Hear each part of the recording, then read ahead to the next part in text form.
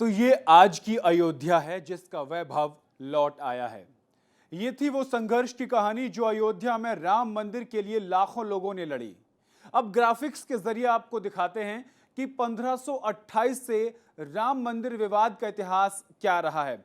सबसे पहले बात करते हैं साल 1528 की। मुगल बादशाह बाबर के सिपा सलार मीर बाकी ने विवादित ढांचे का निर्माण कराया था 1528 में। ये शुरुआत होती है यहां से राम मंदिर को हटाने की। उसी दौरान 1528 में हिंदू समुदाय ने विवादित ढांचे की जगह भगवान राम की जन्मभूमि होने का दावा किया 1528 में। एक्चुअली हुआ क्या था, वर्ष 1528 को मुगल बादशाह बाबर के सिपा सलार मीर बाकी ने राम मंदिर की जगह पर एक विवादित ढांचे का निर्माण कराया। इसे लेकर हिंदू समुदाय ने दावा किया कि यह जगह भगवान श्री राम की जन्मभूमि है और यहां एक प्राचीन मंदिर है। हिंदू पक्ष के मुताबिक मुख्य गुंबद के नीचे भगवान राम का जन्म स्थान है। विवादित ढांचे की 3 गुंबदें थी, लेकिन इसके पहले की बात कम लोग जानते हैं। वो पहले ये थी कि यहां पर भगवान श्री राम के पुत्र कुश ने अयोध्या में श्री राम जी का मंदिर बनवाया था। अकेले अयोध्या में सीता राम के 3000 मंदिर थे। 5वीं शताब्दी ईसा पूर्व इनमें से कई मंदिरों की हालत बेहद खराब हो गई। इस दौरान उज्जैन के राजा विक्रमादित्य अयोध्या आए और उन्होंने यहां के कई मंदिरों को फिर से ठीक करवाया। आने वाले कई सालों तक ये मंदिर यूं ही वहां पर बने रहे। लेकिन 1528 से पहले की भी एक कहानी है, वो आपको ग्राफिक के जरिए समझाते हैं। दरअसल 21 अप्रैल 1526 को क्या हुआ था, बाबर और इब्राहिम लोदी के बीच युद्ध होता है और इस युद्ध में इब्राहिम लोदी हार जाता है। जिसके बाद क्या होता है कि 21 अप्रैल 1526 में जब युद्ध हार गया तो 1528 तक अयोध्या में बाबर की सेना पहुंच जाती है। दरअसल 21 अप्रैल 1526 को बाबर और इब्राहिम लोदी के बीच युद्ध होता है और 1528 तक बाबर की सेना अयोध्या पहुंच जाती है। और तभी बाबर के कहने पर उसके सेनापति मीर बाकी ने मंदिर को तोड़वाकर उसकी जगह विवादित ढांचा बनवाया, जिसको बाद में बाबरी मस्जिद के नाम से जाना गया। इसके बाद 150 साल बीत जाते हैं, कोई हलचल नहीं होती है। यह वो दौर था जब भारत में मुगल शासन की जड़ें काफी गहरी थी। इसके बाद साल आता है साल 1717। इसमें क्या होता है आपको समझाते हैं। साल 1717 यानी 190 के साल बाद जयपुर के जो राजा थे जय सिंह, वो कोशिश करते हैं कि वहां वो जो मंदिर की जगह है वो हिंदुओं को वापस मिल जाए। जय सिंह ने मस्जिद के पास से फिर एक राम चबूतरे का निर्माण करा दिया। यह बात साल 1717 की है। 1717 यानी बाबरी मस्जिद बनने के तकरीबन 190 वर्षों के बाद जयपुर के राजा जय सिंह द्वितीय कोशिश करते हैं कि मस्जिद और उसके आसपास वाली जगह हिंदुओं को मिल जाए, क्योंकि वो जानते थे कि हिंदुओं के लिए इसका क्या महत्व है। जय सिंह उस वक्त के मुगल शासकों से संबंध भी रखते थे और वो संबंध बेहद अच्छे थे, लेकिन वो ऐसा नहीं कर पाए। लेकिन इसके बाद क्या हुआ कि उन्होंने मस्जिद के पास एक राम चबूतरा बनवा देते हैं ताकि हिंदू वहां पर पूजा कर सकें। उसके बाद क्या होता है, साल 1766 से लेकर 1771 के बीच क्या होता है वो समझाते हैं। एक यूरोपियन जियोग्राफर ने राम चबूतरा वहां है इस बात की जानकारी दी। उसने ये भी कहा कि मुसलमान मस्जिद के अंदर नमाज पढ़ते थे 1766 से 1771 में। उसने कहा हिंदू बाहर राम चबूतरे पर पूजा करते थे। दरअसल हुआ यह था कि एक यूरोपियन जियोग्राफर जो 1766 से 1771 के बीच अयोध्या में ही रहा था, उसने भी अपनी रिपोर्ट में राम चबूतरा होने की बात की तस्दीक की है। यह वो वक्त था जब मुसलमान मस्जिद के अंदर नमाज अदा करते थे और हिंदू बाहर राम चबूतरे पर पूजा करते थे। मगर मंदिर गिराए जाने के 250 सालों के बाद भी हिंदू इसको भुला नहीं पा रहे थे। यूं तो अयोध्या में भगवान श्री राम के हजारों मंदिर थे, मगर वो ये बात नहीं भुला पा रहे थे कि भगवान श्री राम के जन्म स्थान की जगह मंदिर तोड़कर मस्जिद कैसे बनवा दी। उसके बाद साल आती है साल 1813। 1813 में क्या हुआ समझाते हैं। 1813 में होता है कि पहली बार हिंदू संगठनों ने इस बात का दावा किया 1813 में। और क्या दावा किया उन्होंने 1813 में दावा किया कि और साथ ही साथ फैजाबाद के अंग्रेजी अधिकारियों ने भी एक रिपोर्ट का जिक्र किया है। साल 1813 में पहली बार हिंदू संगठनों ने दावा किया कि बाबर ने 1528 में राम मंदिर तोड़कर मस्जिद बनाई थी। माना जाता है कि फैजाबाद के अंग्रेजी अधिकारियों ने भी मस्जिद में हिंदू मंदिर जैसी कलाकृतियों के मिलने का जिक्र अपनी रिपोर्ट में किया था। पूर्व आईपीएस अधिकारी किशोर कुणाल ने अपनी किताब अयोध्या रिविजिटेड में भी इस वाकया का जिक्र किया। उसके बाद साल आती है साल 1838। 1838 में क्या होता है? 1838 में होता है कि एक ब्रिटिश सर्वेयर होता है मोंटिको मार्टिन। इसने क्या किया? ब्रिटिश सर्वेयर मोंटिको मार्टिन ने अपनी एक रिपोर्ट दी और इस रिपोर्ट में मस्जिद में जो पिलर हैं वो मंदिर से लिए गए हैं, इस बात की उसने जानकारी दी। लेकिन जैसे ये रिपोर्ट सामने आती है, रिपोर्ट सामने आने के बाद काफी हंगामा होता है। हिंदुओं के दावे के बाद से विवादित जमीन पर नमाज के साथ साथ अब पूजा भी होने लगी। उसके बाद साल आता है 1853। दरअसल 1853 से लेकर 1884 तक क्या होता है? अयोध्या में पहली बार सांप्रदायिक हिंसा हुई 1853 से लेकर 1884 तक। 1853 में दरअसल क्या हुआ था कि अवध के नवाब वाजिद अली शाह के समय पहली बार अयोध्या में सांप्रदायिक हिंसा हुई। इसके बाद 1855 तक हिंदू पूजा करते और मुसलमान नमाज अदा करते थे। 1855 के बाद मुसलमानों को मस्जिद में प्रवेश की इजाजत मिली, लेकिन हिंदू अंदर नहीं जा सकते थे। हिंदुओं ने राम जन्मभूमि से दूर बने राम चबूतरे पर पूजा करनी शुरू कर दी। उसके बाद 1885 आती है। 1885 में अदालत में एक अर्जी दाखिल की जाती है और यह मामला अदालत में पहुंच जाता है। दरअसल 1885 में यानी 138 साल पहले यह मामला अदालत पहुंचा। उस वक्त निर्मोही अखाड़े के महंत रघुवर दास ने राम चबूतरे पर छतरी लगाने की अर्जी दाखिल की थी, जिसे अदालत ने ठुकरा दिया। मगर इस एक घटना से हमें यह पता चलता है कि निर्मोही अखाड़ा कब से राम मंदिर की लड़ाई लड़ रहा है। इसके बाद आता है साल 1934। 1934 में बाबरी मस्जिद की दीवार को गिरा दिया जाता है और अयोध्या में एक बार फिर से दंगे होते हैं। यानी अयोध्या में 1934 में एक बार फिर से दंगे होते हैं और बाबरी मस्जिद की दीवार टूट जाती है। मस्जिद की दीवार टूट जाती है, जिसके बाद उसे फिर से बनवा दिया जाता है, मगर नमाज अदा होनी वहां पर बंद हो जाती है और यह काम बहुत अच्छा होता है। उस वक्त की कांग्रेस में कहीं भी राम मंदिर का जिक्र करने वाला कोई नेता नहीं था। कोई नेता सामने नहीं आया, सब पीछे थे।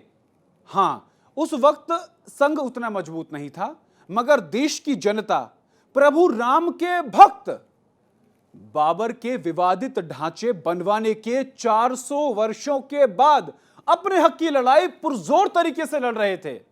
एक ऐसे वक्त में जब ना तो अपनी सरकार थी, ना मीडिया की आजादी थी, ना धार्मिक संगठनों की कोई लामबंदी थी, जो अपनी जान की बाजी लगाकर हर दिन श्री राम जी के मंदिर के लिए लड़ाई लड़ रहे थे। उसके बाद आता है साल 1949। 1949 में क्या होता है कि 23 दिसंबर 1949 को विवादित ढांचे में भगवान श्री राम की मूर्ति प्रकट होती है। यह देश आजाद हो चुका था। उस वक्त की कहानी मैं आपको बता रहा हूं। 1949 में हिंदुओं का कहना था कि भगवान राम वहां पर प्रकट हुए हैं और मुसलमानों का कहना था कि चुपचाप यहां पर मूर्तियां लाकर रख दी गई हैं। यह आरोप लगाया था। 1949 में असली विवाद शुरू हुआ। देखिए, इस चीज को यहां समझिए। 1947 में देश आजाद हो गया था। उस वक्त लोगों को लग रहा था कि अब देश आजाद हो गया है, राम मंदिर आसानी से बन जाएगा, अंग्रेज यहां से चले गए हैं। लेकिन उस वक्त सत्ता के सिंहासन पर कौन बैठा था? कांग्रेस। और कांग्रेस में कौन? कांग्रेस के प्रधानमंत्री कौन? जवाहरलाल नेहरू। लेकिन जवाहरलाल नेहरू तो छोड़िए, कोई उत्तर प्रदेश का कांग्रेस का नेता भी अयोध्या नहीं जाता है। कोई लड़ाई नहीं लड़ी जाती है राम मंदिर को लेकर के। 23 दिसंबर 1949 को जब भगवान श्री राम की मूर्तियां प्रकट होती हैं तो हिंदुओं का कहना था कि भगवान श्री राम यहां पर प्रकट हुए हैं, जबकि मुसलमानों ने यह आरोप लगाया कि किसी ने रातों रात चुपचाप वहां पर मूर्तियां लाकर रख दी हैं। उत्तर प्रदेश की तत्कालीन सरकार ने मूर्तियों को हटाने का आदेश दिया, लेकिन इतना ही नहीं, उत्तर प्रदेश की सरकार नहीं बल्कि केंद्र के सत्ता के सिंहासन पर बैठा वो इंसान जवाहरलाल नेहरू ने के मेनन को आदेश दिया कि यहां से मूर्तियों को हटा दिया जाए। लेकिन के मेनन नायर ने, जो के नायर थे, के नायर ने साफ तौर पर कह दिया कि यहां दंगा और हिंदुओं की भावनाएं भड़क सकती हैं, और इसी डर से उन्होंने इस आदेश को पूरा करने में अपनी असमर्थता जताई। लेकिन इसके बाद फिर क्या होता है, के नायर को एक बार फिर से प्रधानमंत्री की चिट्ठी मिलती है, लेकिन उस बार के नायर अपना इस्तीफा दे देते हैं कि मैं ये मूर्तियां नहीं हटा सकता, मैं इस्तीफा दे देता हूं। और इस्तीफे में यह भी जिक्र कर दिया कि जहां मूर्तियां प्रकट हुई है यहां पर एक जाली नुमा एक गेट लगा दिया जाए। यह बात प्रधानमंत्री को पता चलती है, लेकिन प्रधानमंत्री क्या करते हैं, के नायर का जो इस्तीफा है उसको नामंजूर करते हैं, उसकी बात को स्वीकार करते हैं और वहां पर जाली नुमाए गेट लगवा देते हैं। जरा सोच कर देखिए, क्या प्रधानमंत्री, उस वक्त के प्रधानमंत्री जवाहरलाल नेहरू को हिंदू भावनाओं की कोई फिक्र नहीं थी? सैकड़ों वर्षों से जो निर्मोही अखाड़ा लड़ाई लड़ रहा है उसकी फिक्र नहीं थी? क्या बाबर भारत का था?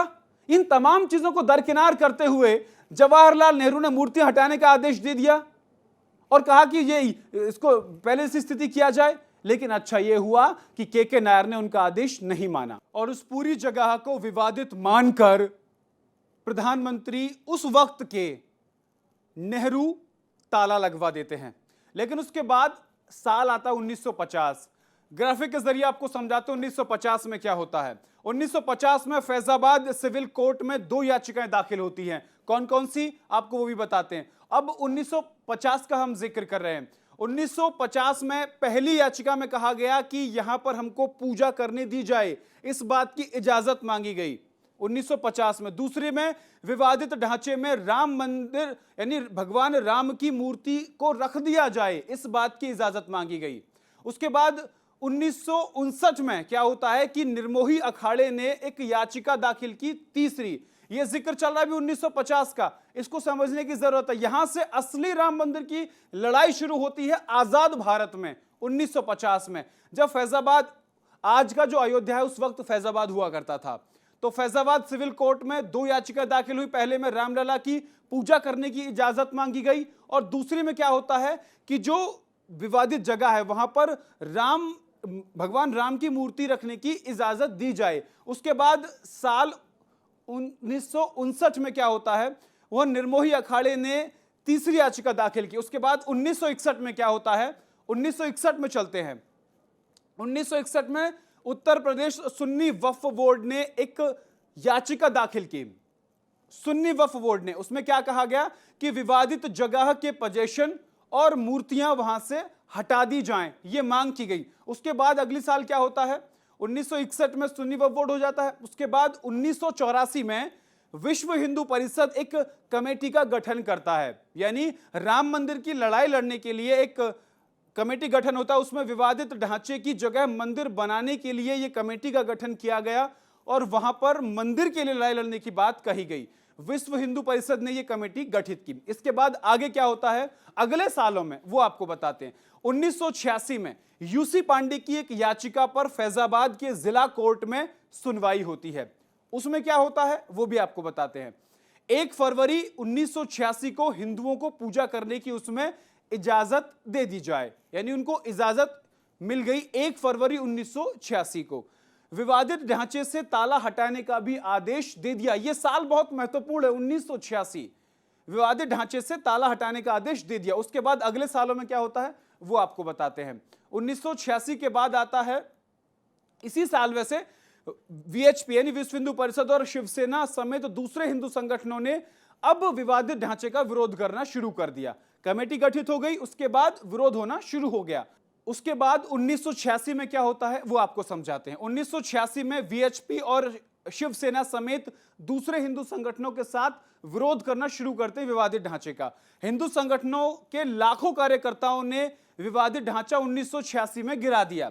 देश भर में सांप्रदायिक दंगा भड़क गया। 1986 में अयोध्या से अब पूरे देश में सांप्रदायिक दंगा भड़क गया। देखिए, शिवसेना और विश्व हिंदू परिषद इन लोगों ने मिलकर किया, विवादित ढांचे को गिरा दिया। शिवसेना समेत दूसरे हिंदू संगठनों ने विवादित ढांचे का विरोध करना शुरू कर दिया।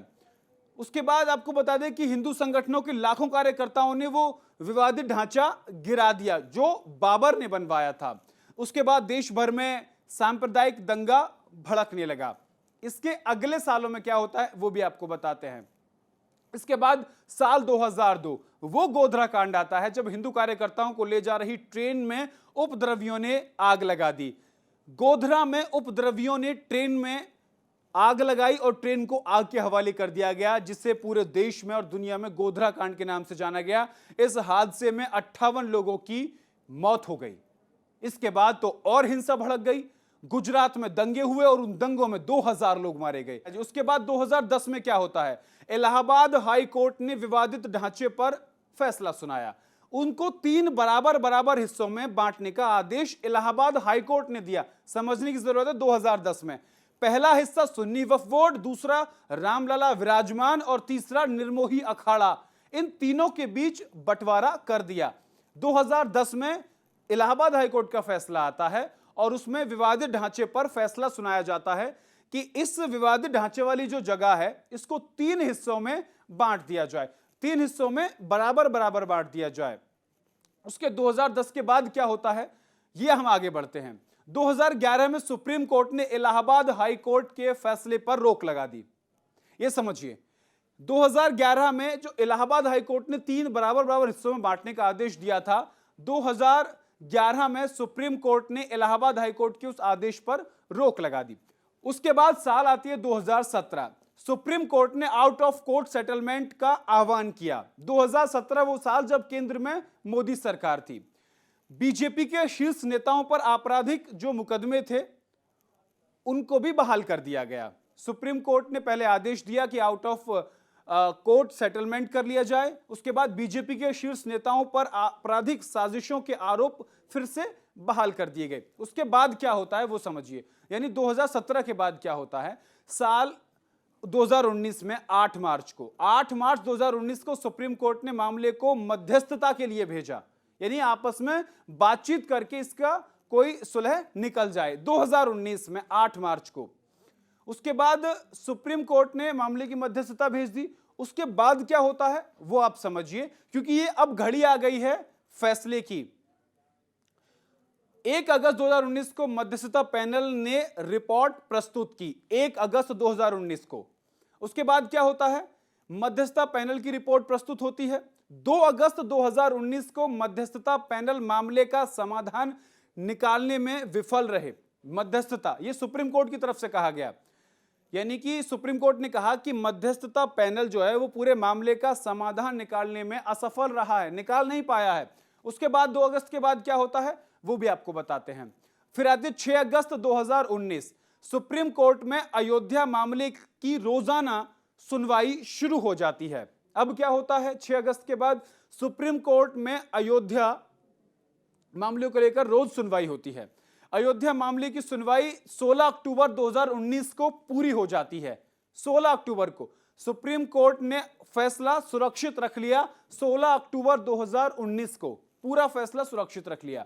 उसके बाद क्या होता है, अयोध्या मामले की सुनवाई 16 अक्टूबर को पूरी हो जाती है। अब 9 नवंबर 2019 सुप्रीम कोर्ट के 5 जजों की बेंच ने राम मंदिर के पक्ष में फैसला सुनाया। यह समझने की जरूरत है, 9 नवंबर 2019 को हिंदू पक्ष को 2.77 एकड़ विवादित जो जमीन थी वो अब हिंदू पक्ष को मिल गई। मस्जिद के लिए अलग से 5 एकड़ जमीन मुहैया कराने का भी सुप्रीम कोर्ट ने आदेश दिया। उसके बाद क्या होता है, सुप्रीम कोर्ट के 5 जो जज हैं वो हिंदू पक्ष के पक्ष में फैसला सुना देते हैं। 28 साल बाद फाइबर के मंदिर में भगवान श्री राम को शिफ्ट किया जाता है, यानी तंबू से निकालकर फाइबर के मंदिर में, टेंट से निकालकर फाइबर के मंदिर में शिफ्ट किया जाता है 25 मार्च 2020 को। उसके बाद क्या होता है, 28 साल के बाद भगवान फाइबर के मंदिर में शिफ्ट हो जाते हैं।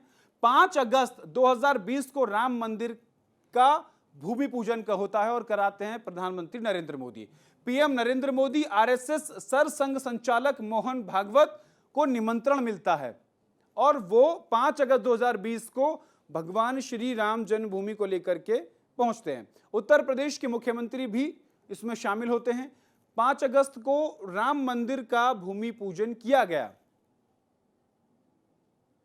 5 अगस्त 2020 को, जिसमें पीएम नरेंद्र मोदी, आरएसएस सरसंघ संचालक मोहन भागवत को निमंत्रण दिया जाता है। उसके बाद क्या होता है, उत्तर प्रदेश के मुख्यमंत्री योगी सहित तमाम लोग इसमें शामिल होते हैं और अब वो तारीख 22 जनवरी 2024, तो ये पूरी वो यात्रा वृतांत 1528 से लेकर 22 जनवरी 2024 तक की थी कि कैसे मंदिर के लिए सैकड़ों वर्षों लंबी लड़ाई के बाद आखिर तमाम सनातनियों की जीत होती है। लेकिन इस पूरे मामले में एक बात समझने वाली है कि जिस लड़ाई को लड़ने में वर्षों लग गए, वो पहले भी पूरी हो सकती थी जब देश आजाद हुआ। लेकिन ना तो उस वक्त की कांग्रेस के किसी बड़े नेता ने इस बात को लेकर आगे आए कि अयोध्या में भगवान श्री राम का मंदिर है, भगवान राम की जन्मभूमि है, बल्कि मूर्ति जो वहां थी उसको और हटाने का आदेश दे दिया जाता है। उसके आगे क्या होता है, विपक्ष को राम मंदिर के प्राण प्रतिष्ठा कार्यक्रम में शामिल होने का निमंत्रण मिलता है, लेकिन विपक्ष उसको भी ठुकरा देता है।